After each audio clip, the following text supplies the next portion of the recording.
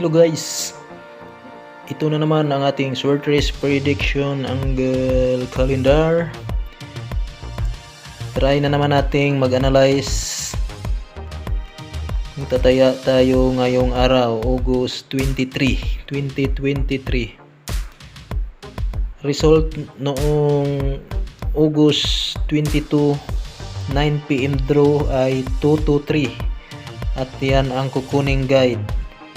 Baka susunod naman ito sa ating short race prediction angle calendar. At yung mahilig tumaya, yun lang.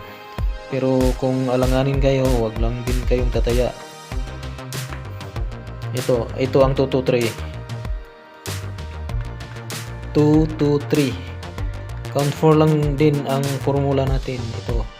1, 2, 3, 4. Ayan. Kung anong mga numerong makikita dito, pwede yang tayaan. Baka itong 609, 619 or 691 rumble, 690 or 669. Marami pero paswertehan lang. Baka naman susunod makatsamba. Kung magbilang siya pa kanan, ito 2, 2, 3, count 4, 1, 2, 3, 4. Ayan.